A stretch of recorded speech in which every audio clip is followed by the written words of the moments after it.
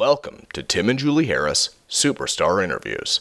We're joined today by Madison Hildebrand to discuss success in today's real estate marketplace. Madison is a star on Bravo TV's $1 Million Listing Los Angeles and a top producing agent specializing in the luxury real estate market in Malibu, California.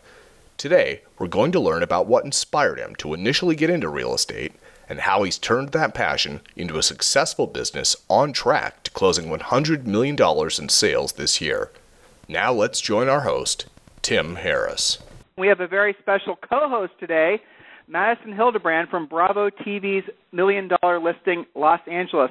So I know you're on a very tight schedule. Madison, let's just jump to it. Welcome to the call. Thank you, guys. Hi, everyone. And so, Madison, this will be listened to by, I'm guessing, tens of thousands of agents over the next 30 to 60 days. So not to put any pressure on you, but of course you're used to that sort of publicity at this point, I would think. So for the 2 or 3 agents out there that aren't familiar with who you are, tell them where you sell real estate and how they can get in contact with you, ideally to send you a referral. Sure, great. And I welcome referrals, and we happily pay referral fees to other agents, but I specialize in the Los Angeles area, and people know me as Malibu Madison. So I specialize really on the beach cities of Santa Monica and Venice and Malibu, but I'm in West Hollywood right now showing property. So I am Madison Hildebrand, and I've been on 6 seasons, the original cast member of $1 Million Listing Los Angeles, which is Bravo's hit reality real estate show, which is now in New York, and Miami is also going to be a part of the franchise soon. You're the only original cast member, right? I mean, you're the only one that's been on for 6 seasons. Yeah. Somehow I've lasted and never thought 6 years would be my life on TV, but here I am 6 years later, and it's still going. You know, I want to get to some specific questions about the influence that the TV shows had on your business and whatnot. I always like to ask the questions every time I'm interviewing you guys. You know, I've interviewed the guys from New York and whatnot, and their answers are always kind of funny to me, actually. So I'm looking forward to asking you that question in a second. But so tell us about your business in terms of, like, how long you've been in the business, and give them some background, and just so they have a perspective on your average sale price and all that good stuff. So I started in 2006. I got my license. I was about 25 or 26 years old, 25, and I started right in Coldwell Banker in Malibu, and my first year I was very eager to succeed. I was out of school from Pepperdine with a BA in advertising, so I was going to use all my fresh education and advertising and PR skills to launch my real estate career, and through tactic and hard work, it started to pay off. In my first year, I closed $17 million, which was a great year for me in my first year. And now my team, I've gone from an individual agent as myself. I bought the domain and incorporated as The Malibu Life, which is where you can find me on the website, themalibulife.com. And my team has now grown to about 10. We have 5 or 6 licensed agents right now. It's 6 licensed agents, and we specialize in different areas, and also Malibu specifically. But and then we have in-house, listing coordinator and a business manager and a bookkeeper, etc. So we are a strong team, and it's kind of become a new role for me because now I'm a team leader, not just a real estate agent. And we produced this year alone in the first quarter, we closed the quarter, $250 million in real estate in the first quarter. So we're on schedule for $100 million a year. Well, so that's quite an increase over your first year, so congratulations for that. Yes, we have seen a nice progress here. I'm curious. You said something. I'm going to kind of drill down on this because it's a very interesting comment. You said you've kind of gone from being a practitioner to being a practitioner and a boss. Do you like that role? I do like that role, and I've found that with the TV show and the celebrity, and with that, I've done a lot of public speaking and seminars, and kind of gone around the country for appearances, and that's about connecting with people and helping them, see what their potential is and getting there, and what tools they could potentially use. So I'm kind of using that now every day with my team and recruiting agents and helping them grow to be a better, stronger, confident agent. and get their name out there leveraging our brand. And it is a fun role. It definitely is a different role. They'll have all my clients. I'm still doing real estate all day, but then I've got other agents that are doing real estate that I have to oversee. Some have different experience levels, and so some need more hands-on, some don't. But it is a new challenge. It definitely has added a different level of involvement in my career. I'm sure. So I'm curious. You went to Pepperdine. You had a lot of great education. Obviously, you could have gone in any direction you wanted to. You're living in L.A. I mean, tons of opportunities to do many, many different things with an education like that. Why real estate? Why did you choose real estate? And I have to say, was your timing really good or really bad getting into the business right before the market crashed? Good. Maybe you read up on me. I don't know. That's a good question, how I got into real estate and why with that education. And my parents weren't very happy when they paid what they paid for 4 years of education, and I went out and got a real estate license, which you don't need a college education for, in California anyway. And I really did want to pursue advertising. That was my passion. That's why I chose Pepperdine. They had a BA in advertising, so that's why I went there. But I fell in love with Malibu. Honestly, I went to the school and the campus and got immersed into the community, and I worked for a lot of the families and the restaurants and the hotel, and I just felt like it was my home. So I didn't want to have to commute into town. I wanted to work and support myself in Malibu. And I said, well, how am I going to do that? And I just started, I always in college drove around and explored. And by exploring, I mean I climbed over people's gates and looked at their houses. So I had an affinity for real estate. There was no doubt. And, or you were a stalker. Or I was site stalker, yes.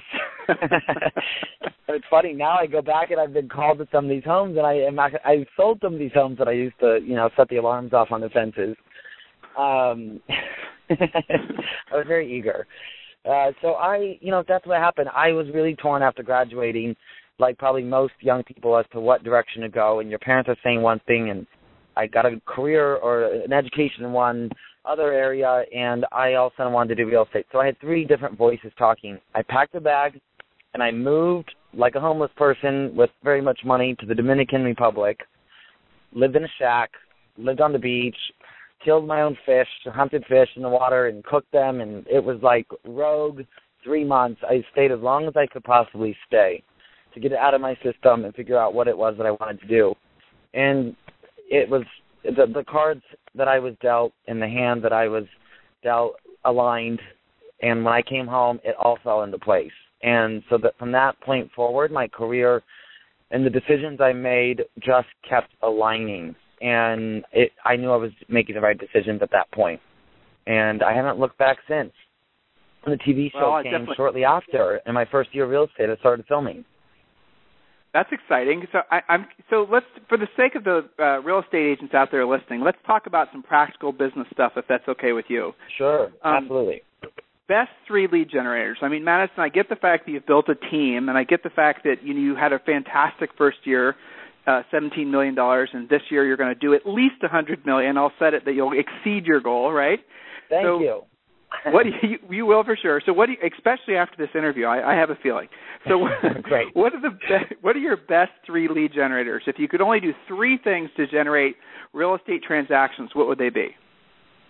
They would be online exposure. 90% of our buyers are starting their search online. So having that a really thorough and consistent presence online. All of my bios, those have to be updated on about 15 websites that I'm sure we all know. The names of them are the ones that are the biggest, and you want your name and you want your bio to be current, and you want it to be updated, your photos to be updated, and your real estate to be accurate. So the online presence, I think, is huge. If you've got listings, people are clicking on them, they're inquiring, you get those leads directly to your phone that minute, and it's about response. And so the online exposure is huge. Secondly, I am involved in service. I feel, and I don't do it for the lead generation, but I do it because I want to feel good. But giving back and joining some nonprofit group or something in your community where you're out there meeting people, because this business is about networking, and you can't make new clients at home alone. You have to be out meeting people. So it's a great opportunity. I'm on the board of the Boys and Girls Club of Malibu, and it's a very active board, and we're very active in our community. So we have events about 10 times a year, and they're small or big, but I'm at all of those events, and people associate me with giving back to the community, and that is a great way to have your overall public image and therefore get referrals.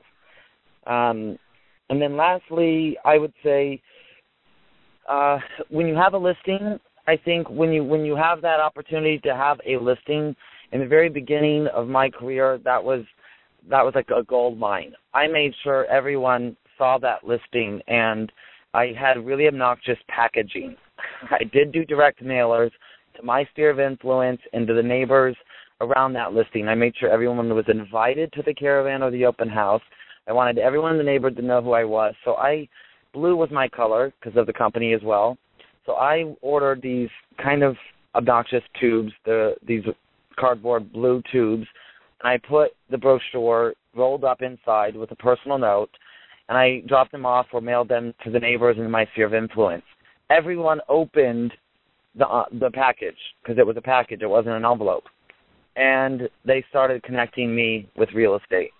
And then they started connecting my listing and coming by and meeting me and, oh, you're the guy in the neighborhood with this house. And so use what you have to leverage your name and to generate new leads in the neighborhood that you have that listing. Do you mind if we play this tape back? You said something that's really important that agents understand, the importance of giving back, being a contributor to the community in which they are making their living. But a lot of agents, Madison, I'm sure you've dealt with this too, have a mental mind block about doing that because they don't want to be perceived as fill in the blank with whatever negative word you choose. So how do you go about participating in that charity, but at the same time you obviously are there to make a contribution, but you're not there to say, hi, I'm Madison Hildebrand, and are you looking to buy and sell a house? So how do you incorporate those two things, or do people just know and figure it out along the way that you're an agent and you're somebody who's actually gives a damn about the community? How does that work? Yeah, another great question, because I do caution people. I said, when I talk about service and going out and getting involved in your community, and as a realtor, that's part of our job description, because we're more than selling real estate. We're selling a lifestyle, and we have to be passionate about where we live. That's why we're selling where we live. And so it's kind of expected to be involved in the community, and you have to do it from a selfless place. You're not doing it. Don't sign up for something because you think it's going to pay off the most reward for your business. That is the wrong intention to get into service, and people will smell and breathe and know that that's why you're there, and they don't want that there, and you shouldn't be there for that reason. Find something that you're truly passionate about, and then go and show up because you want to be there. And when you're eager and you're happy and you're excited about giving back, people want to be around you, and then they see you're accountable and you're responsible. Then they know that you can handle a real estate transaction. They will trust you, and over time they'll get to know what you do if they don't already know. So that should be the last thing on your agenda when you're going out. It was certainly the last thing on mine, but the payoff may come a year later. It may come 6 months later. It may not come for 2, or it may come right away. But it will have a positive effect on your career. It shouldn't be the reason why you're doing it. Absolutely. So just focusing one more question on the leads end of things, because a lot of agents basically, that's where their focus is, as it should be. So do you buy leads? There's a big trend right now of buying buyer leads. I heard you say, you were mentioning citation sites. That's kind of what you were saying as far as setting up your profiles and whatnot. Do you buy buyer leads? I do not buy buyer leads. I never have.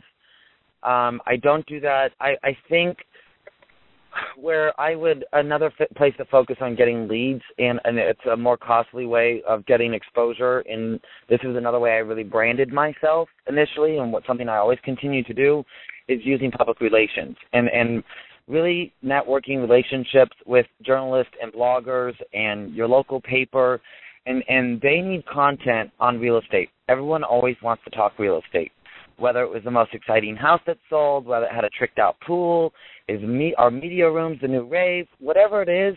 If you see a trend, if you make that relationship with whoever is the writer of the story and that you read, or where you go or your buyers are going, that's, go seek that relationship, take that person to lunch, and then give them content.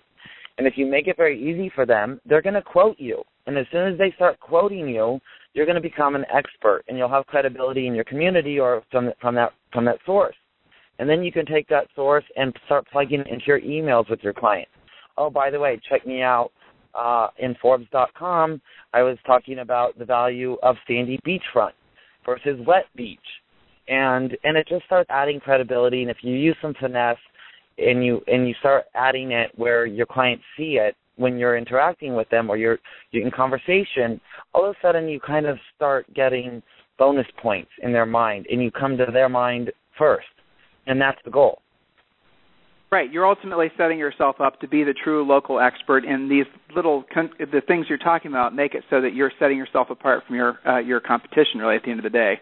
So this is that question I promised I'd ask at the top of the call. As a famous Bravo TV star, does your TV fame directly translate into real estate transactions? No. I'm just kidding. Every one of you guys has said the same thing. Do they? Yeah. Listen. We've done a lot of these interviews, and everyone says the same thing. And as it's a joke, so funny. No, they're lying, and they do come around and tell the truth, don't they? No, they don't. They also they don't. Do you? Oh, absolutely. The TV show has a lot to do with my business. Well, the guys in New York otherwise is lying. Madison, the guys in New York on their interview said that they don't get any business from it, and said if anything, it's a hindrance. That's funny. Oh, well, that's ego. I don't know. That's ridiculous because in actuality, it does have some negative drawbacks. There are certain people that are afraid that they have to be on reality TV if they're going to work with us.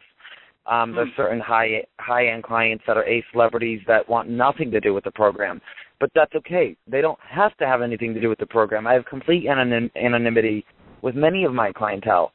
But when it comes to the ones that are attracted to my personality and they get to watch my ethics and they watch my skill and they watch the way I work with clients, and yeah, they're drawn to me and they call, or I get referrals from other agents. I got one yesterday from Scottsdale who has a friend out in Malibu that's getting ready to sell and going through divorce. And they said, Max, they have to call you. Just call them now and go see the house and talk to them. You have to get the listing. I love you and I love the way you do your business, and I'm a real estate agent and I know good from bad. That's awesome. Realtors definitely are providing business for me. And then clients are drawn to it because some of them do want to be on TV and they're real buyers, and others just relate to me and feel comfortable calling someone they already relate to. If they're totally new to the community, they have to pick somebody. So that exposure helps me at least get the call initially. So you said something, Madison, that wasn't on the list of questions that I sent you before our call, but I bet you this is going to be right in your wheelhouse.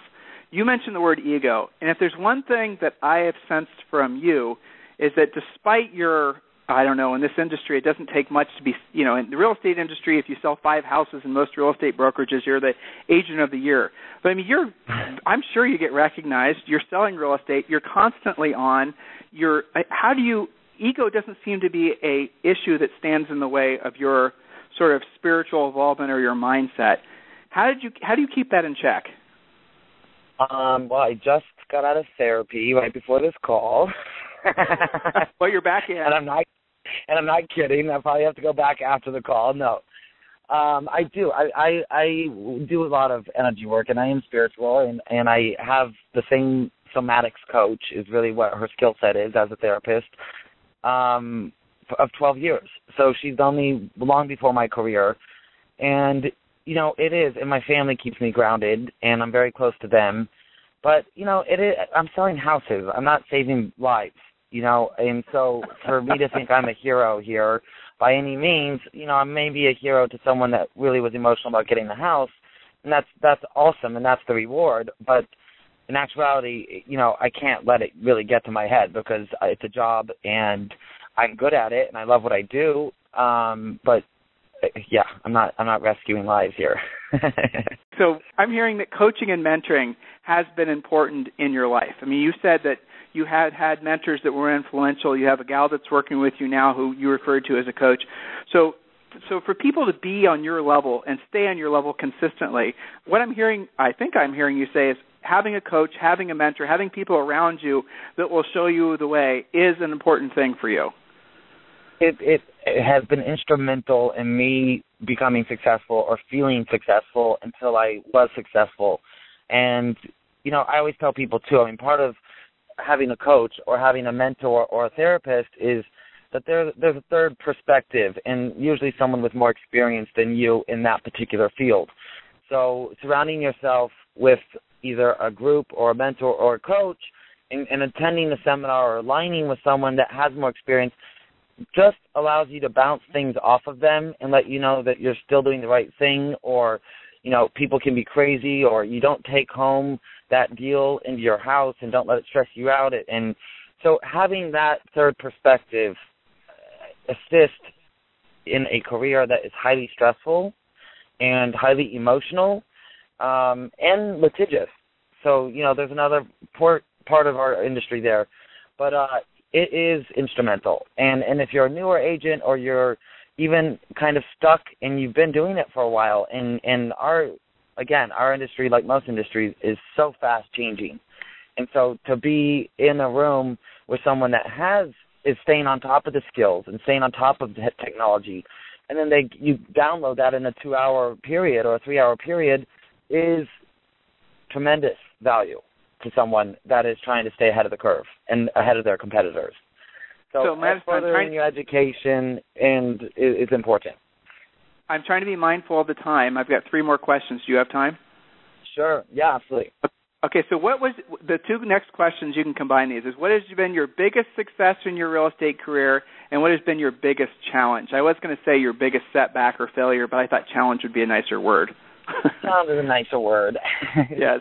That's how I look at it anyway, because everything is an obstacle and you have to overcome it. We're problem solvers. But the biggest, every day in this industry is so exciting. I would have to say, though, probably my most memorable and exciting transaction, because it was a happy transaction all the way through at the same time, was I represented a Saudi prince on a $20 million plus property and in Beverly Hills, and it was extremely exciting. It was, there was a lot of cooks in the kitchen on that size of a deal and that experience of a client and of that wealth. So it was me working at my highest caliber, which, those endorphins are incredible. And then, of course, on closing day, it's a whole nother set of endorphins when you get that check and the deal is closed and everybody's happy. It's a huge, exciting moment. The setbacks or the challenges, anytime, I think when a deal goes sour, those personally affect me. If someone is, I don't know, if there's something in particular that stands out, I think I try and always look at the positive in situations. But certainly I've been in, deposition before, and those aren't fun. And some people when they're desperate, they do desperate things. And I really just feel bad for them, but sometimes I get caught up in it because I'm the real estate transaction agent. And when people are desperate, they will do desperate things, and even if it's not the right thing to do, they'll do it. And sometimes you get caught up in those. Madison, do you believe in balance? Obviously there's a lot of challenges that all of us had. So talk about balance. Talk about why that's important to you, and talk about what you're doing to working to achieve that sense of balance. I don't think I had much balance in the beginning of my real estate career, to be honest. I was a machine. I was so high energy, and something was wrong with me. But I used to work 10 to 12 hours a day, and I used to sit at my desk, and when I had to use the restroom, for example, I would run down the hall of my office because those seconds were so valuable to me, and I just wanted to work. So, and I used to run everywhere, run to my car. I mean, everyone always laughed at me because I was like the running agent. I stopped that. I realized my adrenals were exhausted, and I really started to focus on balance. But that changed with my mindset. I thought success meant I had to be number one, and I had to be number one in year number one of real estate. And I had all these, parameters that I put on myself that success meant quantity, it meant money, it meant having this and that, and finally I felt that I actually achieved it, and my workload and the film load were so much that I actually was just worn out, and I had to reevaluate my own situation. And when I did that, it was I am successful. I absolutely feel successful. I'm happy. I have a house. I have a car. I have a great relationship with my family. I eat well. I definitely take care of myself, and those are all the things that make me feel successful. Without my health, you can't do anything, and that's really the main goal here, is to stay healthy. So, did you get a new dog? Mental fatigue. I did. I adopted my Doberman. I adopted her. She was 2 years old, and I've had her now for 2 years. Well, let's not forget her and one of the things necessary for balance, right? She is a major barometer of where I am with balance, and a reminder on a daily basis that I have to check in. Madison, I'm really excited for you to share with the listeners the event that you're hosting called Change Your Life, Create Your Career. So tell us about the nature of the event, how they can get more information on it, what they can expect to get from attending the event. Sure. We're going to be in Dallas actually in 2 days. On Friday, the 25th, I'll be in Dallas, Texas, in South Lake. And we are hosting an event. You can get more information specifically at themalibalife.com/events. But we have started this year a seminar tour. So my first was in Houston earlier this year, and now we're coming to Dallas, and we're going to be traveling the country. And what we do is we go in and we really give tangible tools, marketing tactics, and things that I've done, that I've tried, and that have made me successful or that were not helpful. And we're giving those tools directly through my stories and through sharing, but then we bring on a really powerful panel of local agents in each city, the top brokers, and we have a debate and we have a discussion. I have questions and we interview them. And then we also bring on live buyers and sellers on a panel, and we keep the agents up there, and we ask them how they chose their agents, what their experience was like. And that really riles the audience because it is directly from the horse's mouth, essentially. And so we never know what we're going to get when we interview the buyers and sellers. It's a really exciting day. Then we break after that 3 hours, and we have a nice lunch of 50 people, and that's where we do a little bit more hands-on powwow. Cool. That sounds like an awesome event. Yeah. So if you guys are in and around Dallas, that's definitely considered a must-attend event. And there are a few tickets left, I'm sure? We are still selling tickets. We have room for a bit more, and so they are there for you guys. Please come and see me and meet me. So the question I always like to end these interviews with, Madison, why you? In the most competitive real estate markets, I think what you'll agree is hopefully the most competitive real estate, this recession, the housing crash, and you guys suffered through that as well. So despite all of that, why you? Why have you been able to be successful? Why help the listeners understand that really at the end of the day, a lot of people think that when they listen to these interviews, they think, well, Madison must have some sort of lightning in a bottle, or he must have some kind of secret that I don't have, right? They think that your success is unattainable for them, and that's just not the case. Help them to understand that, what it is that you can do, they can do as well. Yeah, and it is.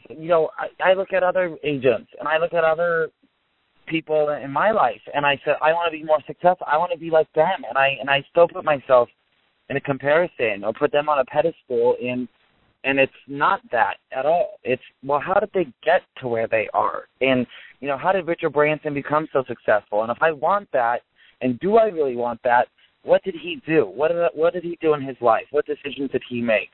And so, what I've achieved is certainly achievable by anyone else. But I think everyone needs to define success for themselves. They have to redefine success. We've all been told what it was, and people have expected us to achieve a certain level of success, but you get to redefine that for yourself. And then you make a game plan on how to get there. Good, guys, I've got news for everyone. Hard work, good ethics, and you have to make the right choices. You're in it for the long term. You can't have short-sighted end goals. You have to have integrity in this business. That your reputation is the cornerstone of your power. And without that, you're not going to be successful, or you're not going to have repeat business. So if you do clients right, and you do them like you would a family member in a transaction, then you're going to have that repeat business. And you have to be accountable, and you have to respond, and really that's what it is. It's hard work and strategizing and goal planning. Perfect. And this is all on my vision board. Everything that I've attained has been a part of my vision, and it's been on paper, and it's been in writing every year. And every year I look back and I go, holy fleet, I have achieved everything on my list. What am I going to do this year? Either subconsciously or consciously work. And that is the best piece of advice I can give, because there is not a magic trick that gets you here. So what is next for you, since you brought that up? What is next for you? What's the next level for someone at your level? Yeah, I've got my hands in so many things right now. It's pretty exciting. I did not share this, but actually for all the realtors out there, if you go to DocuSign to my website, I'm a brand ambassador for DocuSign. I love aligning myself with companies like this. You get 3 months free on your annual subscription if you use the promo code Madison. So if you're not already a DocuSign member, which is technology that's absolutely changing our industry, then go to DocuSign.com and get it and get 3 months by listening to this and typing into my name. But there's a lot of brand associations and those kind of relationships that I'm growing. This seminar and giving back in that way is something that I really enjoy, connecting with people and helping them achieve more success. That's part of my business plan this year. The real estate team and growing that is definitely a part of my business and reaching that $100 million goal. And then I've got some other things I can't necessarily talk about just yet, but there's 2 other exciting changes that are coming down the pipeline for Madison and everybody else. Cool. Madison, the brand. Very good. So for those of you who want to connect with Madison, send him a real estate referral or attend his event, definitely go to themalibulife.com. And Madison Hildebrand, I really want to thank you for your time today. I know you're very busy. I've enjoyed our time together. I hope you have as well. And for all the listeners out there, share this interview with as many other agents as you can. Madison, I'm going to state a goal for this interview. I would love to see this interview shared on YouTube 30,000 times in the next 30 days. In other words, 30,000 views in the next 30 days. We've achieved similar success with past interviews, guys, so help me break a record. Send this interview when you get it in your email. Send this interview. Yeah, that's right. And send it and share it with as many other agents as you can. Madison obviously has a lot to share. And Madison, I really, really appreciate your time today. Fantastic inspiration for what will be tens of thousands of agents as they listen to this interview. And, you're a real inspiration for a lot of people. I hope you appreciate the fact that you're appreciated. And thank you for participating today.